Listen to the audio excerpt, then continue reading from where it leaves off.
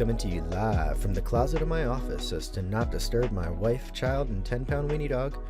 This is Marcus with another episode of FBGT.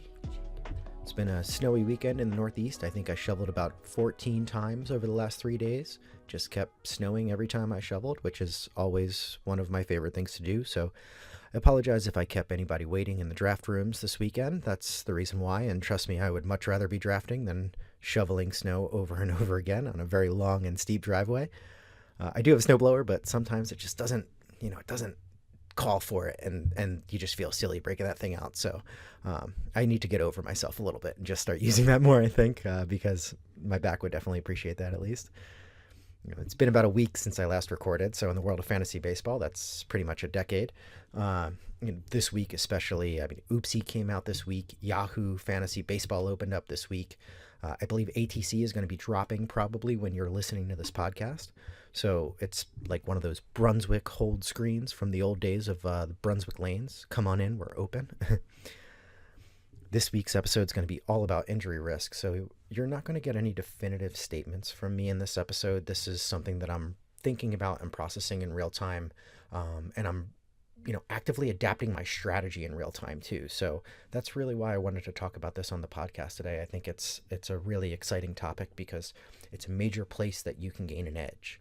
If you take a risk in the right spot, you get the innings right on a starter that's being undervalued for injury reasons, or maybe they didn't have enough workload last year because of injury reasons in the year prior, you might be running all the way up to the finish line with a chance to win money in your league. So I think this is a really exciting topic, and it's something that I really wanted to break down as I was talking to you and kind of think about it myself as much as I want you to think about it too. So we're going to talk about the general mindset on injuries, maybe how that's shifting a little bit of late.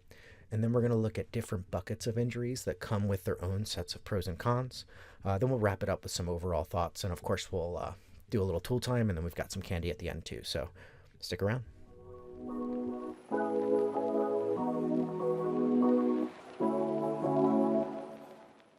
We need to establish some ground rules because this is an injury-focused episode, and it's going to be important that we look at this from multiple perspectives. The first side of this is I want to have a bit of a mantra, which is ultimately predicting injuries is impossible. So repeat that with me. Predicting injuries is impossible. You cannot control when a guy takes a 99-mile-an-hour fastball off the wrist. You can't control when Byron Buxton runs through a wall, or Chris Sale dives for a ball playing defense in a meaningless ninth inning and breaks a rib, or when a pitcher's forearm tightens up. It might be stupid to say that out loud, but you need to acknowledge how much luck is going to be involved with the best season of your life, which is what we're all after in the offseason. That being said, you can use context clues to establish injury profiles on players that you may or may not choose to follow in the end. You can evaluate different injury scenarios and risks and build buckets accordingly, which we're going to do a little bit later on. You can look in between the margins and try and find places where you think you can look for predictability. It might be fool's gold, and so you need to be prepared for it to be fool's gold. However, you can still do this and do it successfully if you apply it with the right brush. So as the mindset shifts in fantasy baseball, I think we're seeing more players around the world embrace injury risk than we've ever seen before, especially on the pitching side. I think there's kind of a general acknowledgement that it's really hard for us to know how many innings a pitcher is going to throw year over year, especially if they're coming off of a low innings pitch threshold. How much of a jump can we realistically expect? I think we've seen example after example that tell us that there really is no tried and true number.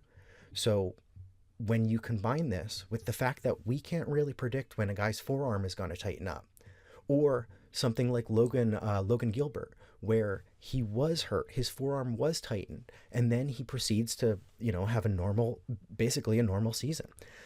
What can you do to make sure that you are simultaneously limiting your risk, but also embracing some risk? Where can you take these leaps of faith, and how can you do it? Are you going to zig when other people are zagging? Are you going to play it safe? Are you going to maybe go even a little bit tighter, go farther towards the other side of the spectrum, knowing that if everybody's taking a risk, that means that you can invite even more risk than you may have in the past. So while it's impossible to make any declarations with certainty here, it's always worthy of discussing how you're going to build this injury risk into your draft strategy. And that's what we're going to do today. FBGT. So I think I've used the term buckets enough that you might think we're on the beach right now, but we're going to get into that right now. And we're going to do it with pitchers more than hitters, because the nature of the position, most of this topic is really going to be focused on the mound. Injuries just seem to be more unpredictable in the world of pitching, just given the sheer violence of the act of pitching on the body. So that's why pitching is so hard to capture from an injury perspective, and why I think we can categorize them in so many different types of buckets. And these aren't all necessarily injury based, as in this player is currently injured. It's more about injury risk profiles, injury tolerance, previous performance, things like that. And you're going to see as we go through, I'm going to name a few players with each bucket, and then I'm going to talk about like why I think I can group them together. And then I'll go through at the end which buckets I like to play in more, which places I like to shop more than others. So you're probably going to tell as I'm going through them which ones I prefer more than others, but let's see. So let's start at the top with guys like Brian Wu and Logan Gilbert. These are guys who had injury scares last year, but ultimately performed really well. And because they pitched so well last year, we've got them going at really high prices this year. So these are guys who literally had forearm injuries. I believe both of them had forearm scares at one point, and took some time off last year because of this. They came back and they pitched okay. So they're going very highly priced right now. Are you going to be the one who takes his first pitcher as someone who just this time last year was, not this time last year, but at some point last year was suffering from a potential season-ending injury? It proved to be fine. They proved to be fine. They're going to have the entire offseason rest, but this is a really difficult place to start a pitching staff for me. And this is someone who loves Logan Gilbert. He's one of my favorite pitchers in the league. I just can't see, with other options around them, I can't see myself tying my entire game to these players. A little bit later on in the draft pool, you have guys like Blake Snell and Tyler Glasnow, sticking with the teammate theme here. These are guys who never go 100 innings, but have extreme talent and upside. So they're almost predictable in the sense that you know that you're not going to get a lot from them, but what you do get from them should theoretically be great. They're seemingly coming at later prices. These guys, Snell is somewhere in the 60s right now. Tyler Glasnow, last I checked, was somewhere around ADP 100 or so. So you can get them at different prices, but you never know when you're going to get them or what you're going to get from them at any given point. Usually it's really good stuff, but it's usually for about half the season. When you look at other players with big time profiles and big time names coming off injuries, these guys scare me a little bit. These are the guys that I would call home league darlings that always seem to go higher in the home leagues than they might in an NFBC. So I'm thinking of Sandy Alcantara, Brandon Woodruff, Spencer Strider. These are guys who came back from major injuries. They were big time profiles and had various degrees of success, but maybe not as much success as you might have liked knowing who the player is. But because people see the name, they're going to get pushed up come March when these guys are pitching in spring training. And it's just always never really going to work out for you in the sense that the name doesn't match the talent level anymore. Now, we'll see if that's still the case. There are a lot of these guys. I mean, Woodruff is coming back from a really scary injury. Spencer Strider is a two-pitch pitcher coming back from from a major surgery. Sandy Alcantara had Tommy John. He was never a big strikeout guy. So what are you going to do with some of these guys? Are you going to be able to get your hands on them for a reasonable price? That's draft dependent, but that's not necessarily a bucket that I think I want to be. Where I do like to shop is in the bucket of injured players who have had procedures done that are coming back from the procedure, that were able to come back successfully and maybe even demonstrated some big skills while they were doing that. So this bucket consists of guys like Yuri Perez, Kyle Bradish, coming back from Tommy John surgery and pitching pretty well for the most part. You had Jake DeGrom, who came back from Tommy John. He lessened up. he wasn't throwing as hard as everybody's talked about, so he had a lot of success. You have Joe Musgrove, who didn't make it back to the mound last season, but is someone who should be fully healed, who should be way past that 18-month threshold of when he had that surgery, which should leave him in the clear to have a big season. So that's a place where you know they've had the procedure. So you know that some sort of correction was made biologically, I guess you would say, so that they should be able to manage going forward. On the other side of that, you have players who are theoretically healed with rest and recovery. So those would be players like Chris Bubich. I have Pablo Lopez, Spencer Schwellenbach, Josh Hader, if you want to throw a closer in there. There's so much more risk here, in my opinion, because when you're banking on rest and recovery, you're banking on the body to heal itself. And the body is a magnificent tool. However, modern medicine might usually be a little bit better at making a correction if it's something that is truly wrong. Again, I think of like a Tommy John surgery, or we hear all the time guys relying on rest and recovery, and then it turns out that 5-6 months later that they really shouldn't have been doing that, and they end up getting the procedure anyway. So it's a little bit more of a risk. But there are big time pitchers in there that I really like. Spencer Schwellenbach, I put him in that category because he had a broken elbow, but a broken elbow is a broken bone, and broken bones heal. Theoretically, he should be healed. He should be good. However, that is just kind of more of an unknown as far as why his elbow broke in the first place, which is from the violence of the act of pitching, as we've talked about. And is he going to be okay going forward? That's one that I want to see the outcome of that more than anyone else. So he's a little bit of a tough one to put in this bucket, and another pitcher that I really like, but I've had a hard time clicking the button on him because I'm not sure if the price has been right. Last but not least, and there are plenty more players and plenty more buckets like I talked about, you definitely have your own. Some of them might be combinations of these, but last but not least, you've got the total upside plays that are going late. So I'm thinking of Zach Wheeler right now. I'm thinking of Shane McClanahan right now. These are total upside plays. You have no idea what you can expect from them, and their price is showing you that. However, you also know that they have big time talent. You have seen these guys pitch and pitch very effectively. In Shane McClanahan's case, we haven't seen it for a few years, but Zach Wheeler's coming back from a very unique surgery, and it's really tough to know what to expect from him and when we might even expect him. I've talked about it on a previous podcast, but these are big time upside plays late. Not guys that you're going to be building your staff around, and not guys that you necessarily need to hold on to unless you're drafting them a little bit too early. So we just named a ton of guys. So many pitchers are going to fit into a different injury bucket or a different injury risk. There are others that we haven't even talked about. Is it going to be possible to avoid them? Probably not. So I talked about two of those buckets that I like to shop in with that in mind.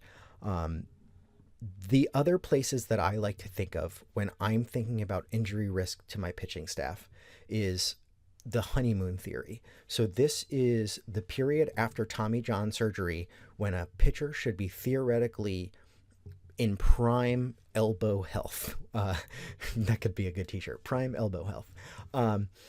The honeymoon theory is basically saying this pitcher has been fixed, and so for the next few years, you can profit from the fact that they are unlikely to see this injury occur again. Now, of course, that's impossible to say. However, it's been something that's been proven in the past. Statistically, it is something that has been proven. And it's also dependent on the pitcher themselves. When I think of pitchers in the honeymoon theory, Garrett Crochet comes to mind. He had his Tommy John surgery a few years back. You have Jake DeGrom is another pitcher who would fall into the honeymoon theory. You have the younger pitchers that I mentioned, the guys who got fixed. You've got Yuri Perez, Kyle Bradish, Joe Musgrove. These are all guys who theoretically should be coming back with no limitations except for their workloads. So that's a place that I love to shop. The other place that I like to shop, the other thing that I like to think about is the injury itself. I mentioned Chris Sale earlier about him making that play on defense where he broke his rib. He didn't have an elbow injury. Most people think of Chris Sale and they went, oh, he got injured again last year. He was injured on defense diving for a ball. So when he came back from his injury, from his IL stint in September, he looked great. He was magnificent. I know he's older, but his arm was fine. It was not his arm that had the issue. So he's multiple years removed from any serious arm issues. That's a guy that I like to think of as someone that I can rely on in the early rounds. I've been picking him over Logan Gilbert. Logan Gilbert's injury scares the crap out of me. Chris Sale is old, but his injury was a broken rib. So I think I can trust Chris Sale right now more than I can trust Logan Gilbert. And that's the way that I've been leaning more often than not of late.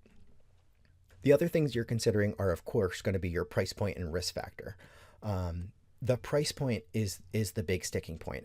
I talked about Brian Wu and Logan Gilbert earlier about why that's much more of a risk than someone like Zach Wheeler. That, of course, goes without saying. But I like to think those early pitchers, I want to be as theoretically stable as I possibly can be. Now, of course, predicting injuries is impossible. However, I don't feel the need to invite more risk into my staff in their early going when I can theoretically take pitchers who do not have these injury concerns. So while I love Logan Gilbert and while I love Brian Wu and have him as a keeper in one of my leagues, actually, I won't be drafting them in any of my big money leagues right now. And maybe I'll be wrong for that, but I feel that I can take different pitchers in different spots, like Chris Sanchez comes to mind, and still have the same outcome in the end, which is a successful first starting pitcher to build my staff around. Now, I mentioned it with Chris Sale too. Age is going to be less of a consideration with pitching for me. I like to look at pitching as what have you done for me lately overall. Age just seems to be a number for pitchers. We've seen so many pitchers have success into the twilight of their careers. If they're pitching well, again, Chris Sale looked so good when he came back in September. I don't see why I would discount him going into this season just because he's 1 year older than he was the year before. Until he starts showing some skills degradation, I'm going to keep riding guys like him until I no longer have to. So again, this is mostly about pitching, but I do want to mention some hitters. There are some hitters that I think are worthy of your attention, and I'm thinking of Yordan Alvarez and Corey Seager. So Yordan Alvarez is a perennial first-round player who is currently going in the third round. He is UT only, and he did not have a lot of at-bats last year, so his numbers look awful last year. But if you look under the hood, his advanced stats were pretty much the same thing when he was healthy, and he was pretty much the same guy. He just did not get the at-bats that he's had in previous years. I am all over Yordan Alvarez this year in draft rooms. I don't mind tying up my UT spot for him. I think he's a worthwhile risk. When you're looking at a guy who can be a 300 average with 30 home runs, I just don't see how you don't slam that draft button every time. You just need to be prepared to take steals later. I think his injury risk is overblown, especially if he's going to be playing more DH, and he just seems like a guy who's a screaming value in the third round right now. The other guy that I'm all over right now in draft rooms is Corey Seager. He's another guy just like Chris Sale. His most recent injury was an appendectomy. So he missed an entire month of the season because he had to get his appendix removed. So this was not an arm injury. This was not an oblique injury or he did have an issue. I want to say it was a leg issue earlier in the season. He did have an IL stint that was not his appendectomy. But the main bulk of the time that he missed was for a fluke injury that no one can predict. He looked very good when he was on the field. It's another guy where the skills he literally has stats named after him. So if you can give me a Corey Seager in the 10th, 11th round, where we know that middle infield is pretty light in the later rounds, as long as you're building in with speed, again, it's tough to take both of them on the same team, Yordan Alvarez and Corey Seager, but these just seem like great values for me. And Corey Seager especially, because his injury was not even baseball related. So remember that. It's just like Chris Sale. There is a player on the other side of the coin that concerns me a little bit. That would be Isaac Paredes. Now, he had a really, really nasty hamstring strain that he tried to come back early from. He's been fully rested. I don't believe he had surgery over the offseason, but there was kind of a question of whether or not he was going to be healthy to start the season, which scares the crap out of me. He's the type of player that I want to see in spring training and make sure that he looks okay, maybe even steal a base in spring training before I start taking him. But I wouldn't really want to be building a roster around the idea of taking Isaac Paredes late and banking on it. Then you have, of course, your injury-prone players. So you've got a Byron Buxton who's going early, a Mike Trout who's going late. These are guys who are perennially injured. In Mike Trout's case, you have a change of skills as well. But you need to think about if you're okay, if you take a guy like Byron Buxton, you want to make sure that you have fallback options. And you want to make sure that the price is right. You've heard it in other podcasts, I'm sure, and I agree with this. I think the time to take Byron Buxton would have been last season. But if he falls, so you can get him in the 80th, 90th pick, that's a little bit different. So these perennially injured bats, I don't necessarily like to touch them before the first 10 rounds. So I don't think I'm going to have that much Byron Buxton myself.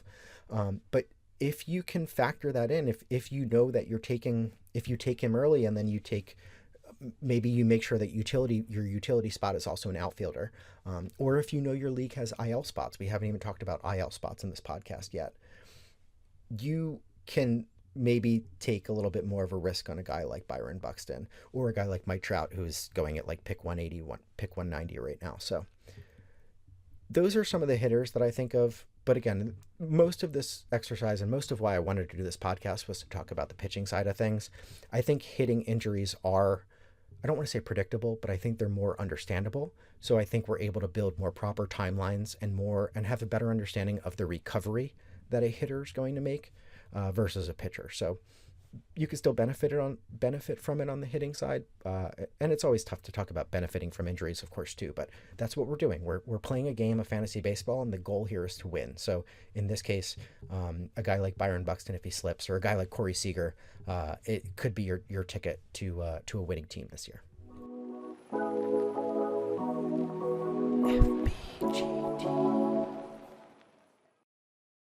So we've talked about the different buckets, and we've talked about the places that I like to shop within those buckets, the different types of injury risk that I like to take on my team. When we talk about acting on this and thinking about it from a draft strategy as a whole, of course, it's important to balance your risk. You also need to understand the situation that your league is calling for. So what's the replacement level?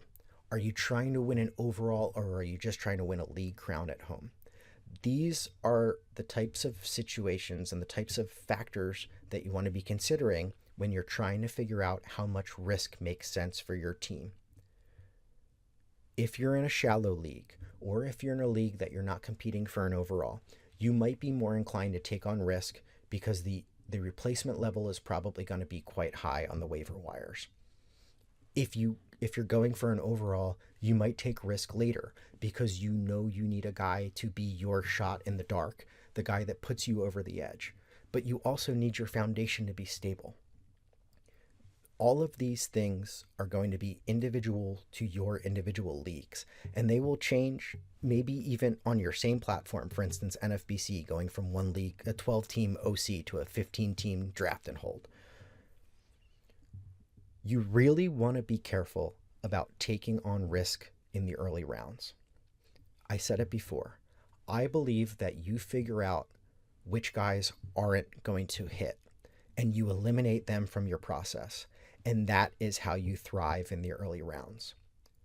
Then later, you take that calculated risk, somewhere in the 100 to 150 overall ADP, maybe even later in a 15-team league, because that's not even, in a 15-team league, that's 8 rounds to 10 rounds. So it is all going to be dependent on your individual situation. And you're going to have multiple chances to act on injured players. So you need to be prepared for that. You need to not take on risk early if you think you're going to take, if you know that you're going to take a lot of those guys late. You need to know yourself. You need to know your strategy. And you need to be ready to pounce on any values or anybody that you think is falling. If they reach a certain point where they become a value, you need to be ready to move. Or you need to be ready to continue to thumb your nose at them and say, I am not doing this. I don't care how far they fall. I am not going to take this player. So you need to be ready for each individual draft. You need to look at them through their own individual lenses and say, what is my risk tolerance going to be today? Also remember, if you're playing in leagues with IL spots, the equation changes significantly. So if you're playing in a Yahoo league and you know that you can bank guys in the IL, I personally like to approach that by intentionally drafting players to fill those slots. You need to be prepared to drop them and move on if those slots are going to be used by players on, that get injured during the course of the season. So I'm not talking about filling it with guys who aren't going to be back until August or September, but I do strategically fill those IL spots while I'm drafting in my Yahoo leagues, because I know that I can make those moves and then go to the waiver wire and add new players from waivers that didn't get drafted. So in Yahoo leagues or leagues where you can move players to the IL, I actually think it's important to fill those slots early and utilize them often to your benefit.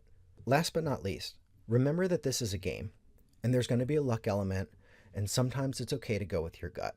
That's why we're playing after all.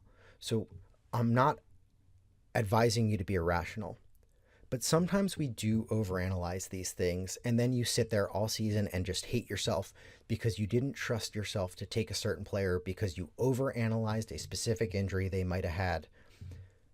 It's okay to take guys that you like and you want to root for, as long as you are not taking someone 500 picks above ADP or doing something completely stupid, because predicting injuries is impossible.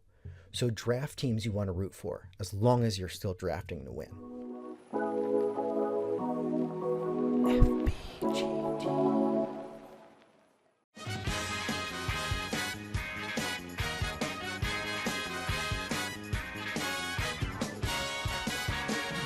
Does everybody know what time it is? That's right. That's right, folks. It's tool time. This week, I wanted to talk about how I'm making my spreadsheets from Smart Fantasy Baseball and Tanner Bell. And I wanted to talk about how I'm taking these NFBC-centric sheets and utilizing them for my home leagues so that I can try and benefit from these tools in my Yahoo home league specifically. With Yahoo opening up their draft rooms this week, I thought it would be a great time to dive in and talk about how I'm adapting and utilizing custom SGP so that my Tanner Bell spreadsheet is specific to my home league settings and also specific to our tendencies as a league overall. So when I'm talking about the spreadsheets, I'm talking about the SGP. It's the SGP rankings tool that Tanner Bell releases on smartfantasybaseball.com. It's utilized by a lot of very popular and very successful NFBC players. It is a great home base. You've heard me talk about it on multiple podcasts. It's my home base tool, if you will, where all of my central rankings live. I do a composite of projections to make my rankings utilizing this sheet. So I'll take the projections, I'll make a composite of them, I'll plug them into this sheet, I'll plug in the SGP that Tanner Bell provides, or in this case that we generate ourselves, and then that spits out a ranking for me as well as a dollar value for each player, which I use as my North Star of rankings. I'll ultimately vary a little bit within those myself, which probably defeats the purpose of using projections, but that's neither here nor there. So the thing that I want to talk about, and the thing that really helps break it open for home leagues, though, is Tanner also has an SGP calculator sheet. So you can purchase this sheet as a standalone offering from Tanner Bell, and it allows you to plug in all of your league statistics going back up to 10 years from now to generate SGP ranks. So this is standard game points, I believe, is what the acronym is for. But basically, it's going to generate how much value each individual stolen base or OBP on base, getting on base or strikeout, run, home run. It's going to calculate what each individual mark does for a player, and then it uses that to come up with a dollar value and ultimately a ranking.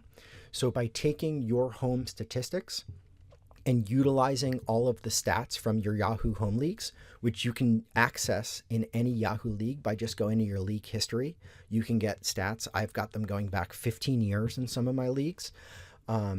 You can plug them into this SGP sheet, and it will tell you exactly how much a run is worth in your league not relative to others, but it will tell you how much it is worth in your league, which will be different than other SGP calculations that other programs or that even Tanner Bell's base SGP calculation that comes with the sheet is using. So this tailors your settings, it tailors your standings and your rankings specifically to your league tendencies. So a real application of this that I see all the time is that my home leagues tend to punt saves, or saves aren't as important as they are in NFBC leagues. So what ends up happening when I run these custom SGP calculations is that saves end up getting punted down my list organically. Same thing with steals. So steals aren't necessarily very important, but I've seen that a high OBP usually correlates to a high winning percentage in our league. So I'm able to manipulate all of these SGP calculations and these points so that when I'm looking at a rankings tool, it is completely custom for my individual league. And you can do this for multiple home leagues. It's something that I actually enjoy doing I enjoy doing it at the end of each season.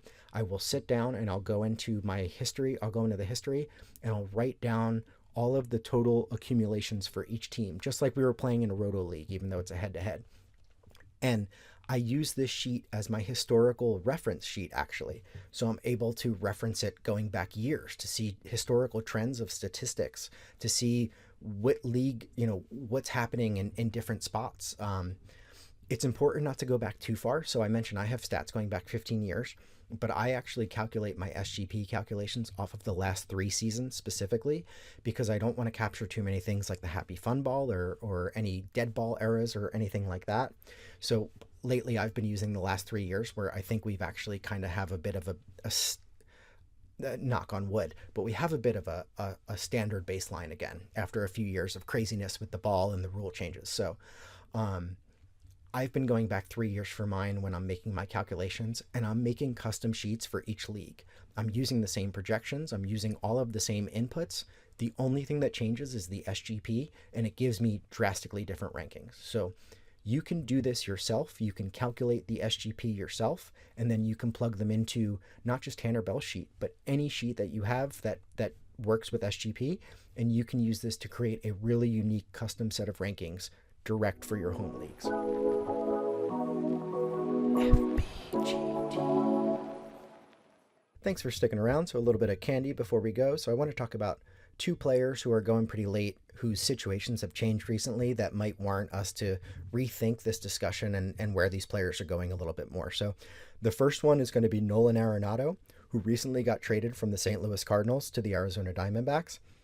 I just picked up Nolan Arenado at pick 415 in my most recent NFBC 50.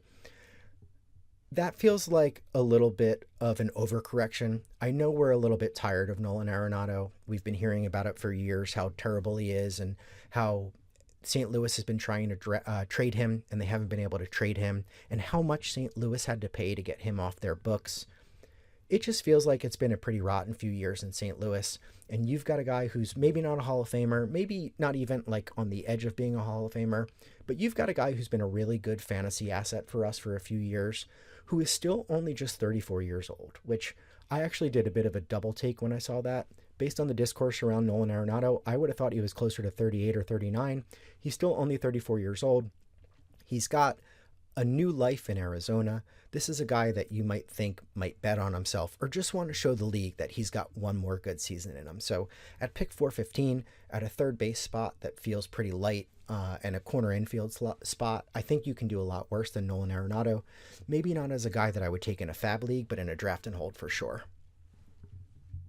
Now, a guy I would consider in a fab league is outfielder Josh Lowe, who was recently traded from the Tampa Bay Rays over to the LA Angels. So I think Josh Lowe is really interesting. This is a guy who I heard on Rates and Barrels earlier only has had right around career 300 plate appearances versus lefties. So he's never really gotten a chance to shake the platoon that Tampa Bay just inherently puts on every player. He's got double-digit steals and double-digit home runs each of the last 3 seasons. So you know he's got talent, he's got speed, he's got home runs. This is a guy that we were taking between picks 50 and 100 just a few years back. So there was belief that he was going to be able to shake that platoon rust and become an asset for us in fantasy circles. And the thing is, LA doesn't have very many players to platoon with him. He's got a defensive player platooning with him right now whose name I don't even remember. Last I checked roster resource, again, I heard it on Rates and Barrels as well. They were talking about it too. Why wouldn't the Angels give him an opportunity to see if he can find his footing against lefties, or at the very least get more at bats than he might? He's been going around. I got him in the same draft. I got him at around pick 290. I think he'll probably go a little bit earlier than that now, but it seems like a worthwhile gamble because at the very least you have him as a backup outfielder, and maybe he hits in the early going and you can get some immediate dividends from taking a guy who's got both power and speed going outside the first 250 picks right now.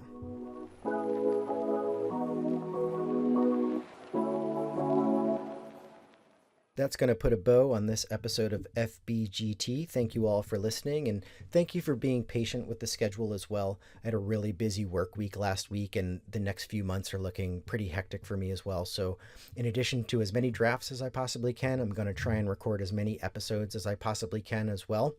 If you have any questions, you have any episode ideas or things you want me to expand on, you can reach me on Twitter at SMMS79. You can also find the podcast by searching FBGT in both iTunes and Spotify or anywhere you get your podcasts. Thank you so much for listening, and I hope you have a great evening, and I'll see you in the draft room soon. FB.